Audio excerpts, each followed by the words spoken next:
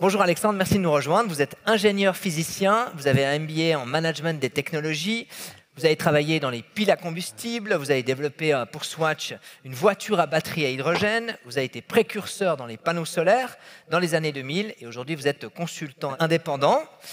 D'abord, votre réaction à chaud quand vous entendez ces différents témoignages? Alors ça me fait très plaisir, à deux titres. Déjà, quand je me suis lancé dans l'entrepreneuriat fin des années 90, je crois que j'ai emménagé dans le premier bâtiment du parc scientifique de l'EPFL. Qui était beaucoup plus petit, j'imagine. Il n'y avait qu'un seul bâtiment, ouais. C'était le A, je crois. Il savait qu'il allait en avoir plusieurs. Et puis, déjà, il n'y avait pas de femmes entrepreneuses. Ouais. Donc là, ça me fait plaisir. Et il n'y avait pas d'entreprise, à part la nôtre, qui était liée à l'environnement ou à l'énergie. Tout le monde, évidemment, était en train de tapoter sur Internet et faisait des entreprises sur Internet. C'était la mode début des années 2000. Mais voilà, on était un peu seuls avec une conscience environnementale et il n'y avait que des hommes. Donc ça me fait très plaisir de voir des femmes qui se lancent dans la problématique de l'environnement. On connaît l'inertie du changement, des mentalités. Est-ce que l'innovation, c'est une des clés aujourd'hui pour lutter contre le réchauffement climatique ? Alors, comme ça a été dit, les technologies existent. Alors, effectivement, la technologie qu'on développait tout début des années 2000, donc dans les piles à combustible céramiques, là, il fallait encore développer. Aujourd'hui, c'est une technologie qui est commercialisée, donc ça prend à peu près 20 ans pour sortir une technologie du labo, pour qu'elle puisse être industrialisée. Mais maintenant, je dirais que toutes les technologies sont là. On peut vraiment y aller, on peut vraiment agir. On peut faire le virage. Alors, qu'est-ce qui manque ? Il manque une bonne vision politique. On est en retard. Je peux donner plein d'exemples. Parce qu'on a mentionné Fukushima, par exemple. Pendant 12 ans, j'étais dans une commission de recherche fédérale, recherche énergétique fédérale, pour consultation du Conseil fédéral. Et j'avais tous les directeurs des grandes entreprises électriques, des BKV, Axpo, etc., tous pro-nucléaire, mais vraiment pro-nucléaire. Et moi, j'étais le seul à faire du solaire, de l'hydrogène. Donc j'étais vraiment l'extraterrestre dans cette commission. Et ils me taquinaient toujours, évidemment, en disant « mais toi, avec ton solaire, etc. » Il y aura que les centrales. Et je me souviens de la séance après Fukushima, c'était première séance, je crois que Fukushima c'était en mars, et en juillet on a eu une séance plénière, et là j'ai tapé le dos derrière tous les gars. Alors, ils vous ont tapé le dos, c'est génial, le solaire, il faut que tu nous fasses quelque chose. Ils tiraient une tête, ils avaient vraiment compris, c'est fini. Ouais. C'est fini, on ne reviendra plus au nucléaire, on a passé un cap. Dans la même commission, il y avait une entrepreneuse tessinoise avec qui je m'entendais bien, je discutais beaucoup, et elle m'a raconté que fin des années 90, elle a fait venir un climatologue au Tessin pour parler de la problématique du réchauffement climatique. Et elle m'a dit, on a dû sortir par la petite porte tellement on se faisait huer, on allait se faire tabasser, parce qu'on était là, on était des charlatans à dire des conneries. Et ça, c'était il y a 24 ans de là. Et maintenant, voilà, bon, à part Trump, qui conteste le réchauffement climatique? Donc voilà, il y a des changements. Donc je pense qu'on va dans le bon sens. Je pense qu'on est malheureusement un petit peu en retard, un petit peu beaucoup. Mais tout est là il faut de la volonté de chacun, il faut de la volonté politique, il faut de la volonté des entreprises. Le problème, c'est que plus on attend, plus ça va devenir compliqué. S'il ne faut pas dépasser ce fameux seuil des 4 degrés. Ce sont aussi des générations. Enfin, je ne veux pas me prendre pour un vieux, mais maintenant, il y a je vous rassure, moi aussi, je suis un vieux face à cette nouvelle génération. Dans toutes ces entreprises, ce soit Groupe E, Romand d'énergie, etc., ce sont un peu des gens de ma génération qui arrivent au pouvoir. Quand j'avais une usine solaire à Yverdon, on venait de la terminer, on a investi 100 millions. Et au moment où on la termine, c'est la crise économique. C'est fin 2008, début 2009. Il y a tout qui s'effondre, les prix qui s'effondrent, tous les projets de construction de panneaux solaires s'effondrent. Clairement, on est dans la mouise. Donc j'appelle les SIL, la Romand d'énergie, le Groupe E, etc. Vous ne voulez pas prendre des panneaux solaires, faire des installations, des trucs. Il n'y en a pas un qui m'a pris un panneau solaire. Pas un. Oh. Non, elle n'était pas là, évidemment, elle n'était pas là. Bon. Et voilà, après nos seuls marchés, ça a été l'Italie, ça a été les pays frontaliers, mais en Suisse, on n'a quasiment rien vendu. Voilà, il y avait cette attitude-là, c'était négligeable. quand je me suis lancé début 2000 dans le solaire, eh ben, le prix, c'était ce qu'on a vu là. Le prix du solaire, c'était 1 000 € le mégawattheure, hein, 1 franc le kilowattheure, quoi. Non, ça fait... Ouais, c'est 1 000 € le mégawattheure.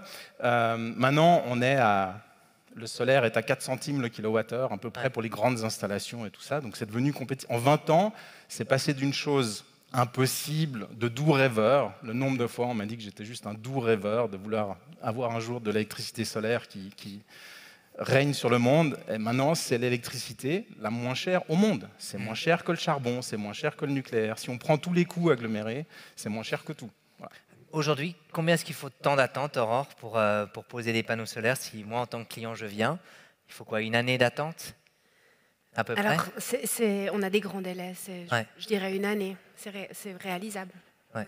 Donc, il y a quand même un fossé entre ce qui s'est passé et ce qu'il y a aujourd'hui, effectivement. Il y a eu, malheureusement, une étape qui a... D'un côté, c'est une bonne chose parce que ça a cassé les prix du solaire, ça. Donc ça l'a rendu beaucoup plus compétitif, mais malheureusement, on a perdu toute l'industrie solaire européenne. Tout est parti en Chine. Ce qui fait aussi une partie des délais. Il faut transporter depuis la Chine. Bon, il y a de plus en plus maintenant de productions qui sont européennes, visiblement. Ça revient, mais ça revient un peu en bout de chaîne, c'est-à-dire la fabrication des panneaux, pas encore les cellules, et puis encore moins le silicium. Le silicium, en plus, il est fait quasiment que dans le Xinjiang en Chine, donc ce n'est pas la meilleure des régions.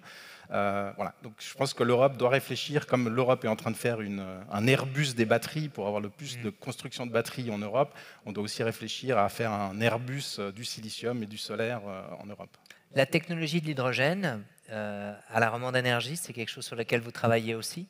Oui, on a des projets pilotes qu'on espère qui verront le jour l'année prochaine. Exactement. C'est un peu le futur. On parle beaucoup de cet hydrogène, Alexandre. C'est un peu ce qui pourrait, pas nous sauver, mais en tout cas amener un peu de souffle à cette production énergétique. Bah oui, pour revenir il y a 20 ans, quand je parlais de l'hydrogène, on ne me traitait pas de doux rêveur, on me disait c'est quoi? Voilà, on n'avait aucune idée à quoi ça servait, ça sert à quoi l'hydrogène. Maintenant, c'est devenu très clair que ça fera partie de toutes les palettes à utiliser pour stocker le surplus d'électricité renouvelable, par exemple pendant l'été, pour l'amener en hiver. C'est un des seuls moyens. Dans les batteries, ça ne fonctionne pas. Les barrages, il faut de très grands lacs. Donc le lac d'Agruyère peut faire un peu de stockage saisonnier, mais les autres barrages, c'est plutôt du stockage à la semaine plutôt qu'au niveau de la saison. Donc on devra passer par une molécule chimique. Et la première qu'on arrive à faire, c'est l'hydrogène. Voilà. Donc il faut que ce soit décarboné. Donc on utilise l'hydraulique, on utilise le solaire, l'éolien, et on fait une électrolyse de l'eau et on produit l'hydrogène, on la stocke et on peut la réutiliser pendant l'hiver. J'aimerais vous montrer un petit film qui a été créé par une militante du climat. Enfin, c'était plutôt une jeune femme dépitée par l'inaction qui finalement est devenue militante du climat. Regardez et on en parle après. Il y a plus de respect.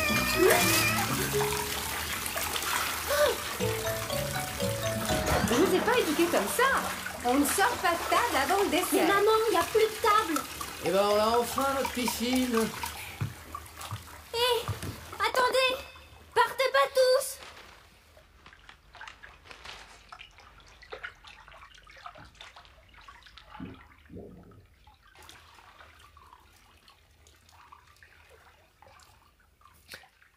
Ça illustre finalement la solitude de cette nouvelle génération face à l'urgence et face peut-être à une certaine indifférence. Est-ce que vous ressentez ça aujourd'hui? Est-ce qu'Aurore, vous ressentez aussi cette solitude? Alors, ça dépend un petit peu les milieux dans lesquels on va se trouver. C'est vrai qu'aujourd'hui, au sein de Romande Énergie, je sens vraiment cette volonté d'agir. Maintenant, c'est pas comme ça partout. Et vous parliez des leviers, de ce dont on a besoin justement pour pouvoir avancer. Et c'est vraiment le fait de conscientiser ces défis de manière globale dont on a besoin. Sylvain, vous aussi, vous êtes un acteur finalement, mais est-ce qu'autour de vous, vous vous sentez seul? Seul, c'est un gros mot, hein. Un petit peu seul quand même, mais on pourrait faire mieux, je dirais. Ouais. Mais quand même, il y a quand même beaucoup de gens qui sont concernés, quoi. Donc. Alexandre, est-ce qu'on comprend finalement que quand on voit ces groupements qui arrivent aujourd'hui avec Rébellion Extinction, Extinction Rébellion, on passe à l'acte de manière beaucoup plus radicale qu'avant? Est-ce que vous comprenez aujourd'hui cette radicalité quand on voit ce petit film? Bon, même avant de voir le petit film, je crois qu'il y a vraiment urgence. Enfin, comme m'a dit un scientifique là, dans le film d'avant, voilà, on est parti sur une trajectoire qui n'est pas bonne, qui est vraiment pas bonne.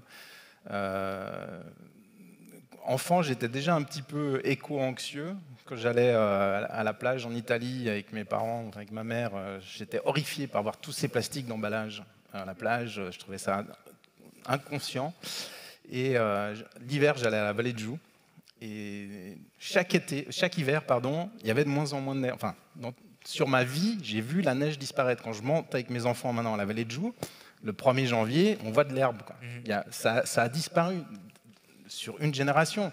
Donc oui, je comprends qu'il y en a qui se révoltent. C'est normal. Olga, quelles sont aujourd'hui, pour vous, pour votre famille, les priorités absolues pour lutter contre la crise climatique? Honnêtement, là, je pense un peu plus dans le domaine des technologies, parce que là, on a déjà choisi une route un peu fausse ailleurs, avant, et maintenant, on a besoin de trouver la bonne solution et trouver cette solution le plus vite possible. Mais on n'a pas juste besoin de monter tout ça de chaque nous séparément, c'est plutôt la solution d'un groupe. D'un côté, on a besoin de penser tout ensemble dans la bonne future et qu'est-ce qu'on peut faire pour ça, mais de l'autre côté, on a besoin de soutenir les autres projets innovatifs qui peuvent trouver les solutions pour ça. Sylvain, comment est-ce qu'on peut faire bouger les consciences aujourd'hui? Bon, ça bouge, je ne veux pas dire que ça bouge tout seul, mais cette année, je pense que ça illustre assez bien ce qui va se passer dans le futur. Et je pense que cet été particulièrement a un effet assez important sur pas mal de personnes qui n'y croyaient peut-être pas, à mon avis. Je pense peut-être que ça va bouger tout seul parce que le climat va nous montrer ce qui est en train de se passer. Est-ce que vous êtes optimiste, Aurore? Est-ce qu'on se doit finalement d'être optimiste? On n'a pas le choix. Mais si on est honnête avec nous-mêmes, est-ce qu'on peut encore être optimiste aujourd'hui? Alors, j'ai pas le choix d'être optimiste en fait, donc je ne peux pas vous répondre autrement, je suis désolée. Évidemment. Alexandre? Je vais de l'avant. Raisonnablement optimiste. Des fois, mes enfants me disent arrête d'annoncer la catastrophe, trouve-nous des solutions. Ouais. Donc voilà, je continue de travailler à trouver des solutions. Justement, on va conclure ce forum, si vous êtes d'accord, restez seulement assis, en vous posant la question, est-ce que vous êtes optimiste pour l'avenir de notre planète? Histoire qu'on termine plutôt bien ce forum, j'espère que vous allez répondre oui. Eh bien, ben voilà. En fait, c'est un peu le reflet de nos discussions. Effectivement, on est à moitié-moitié. On est raisonnablement optimiste quant à l'avenir de notre planète. Ben, j'espère qu'on trouvera toutes les solutions nécessaires pour pouvoir lutter contre ce réchauffement climatique et conserver la vie sur Terre. Ça serait quand même un joli défi. Merci en tout cas à vous toutes et tous d'avoir été avec nous. Cédric, peut-être, il y a quelques questions rapides. Combien d'énergie faut-il pour produire de l'hydrogène? Il y a un rendement de 50%, donc si vous avez 1 kWh électrique, vous retrouvez un demi-kWh en hydrogène, grosso modo. Pour l'hydrogène renouvelable. Après, si vous faites de l'hydrogène à partir du pétrole, c'est un autre rendement. Mais... c'est pas le but. C'est pas le but, non. Aujourd'hui, des surfaces... Oula, ça bouge, pardon. Aujourd'hui, des surfaces trop petites n'intéressent pas les fournisseurs d'énergie pour la pose de panneaux solaires.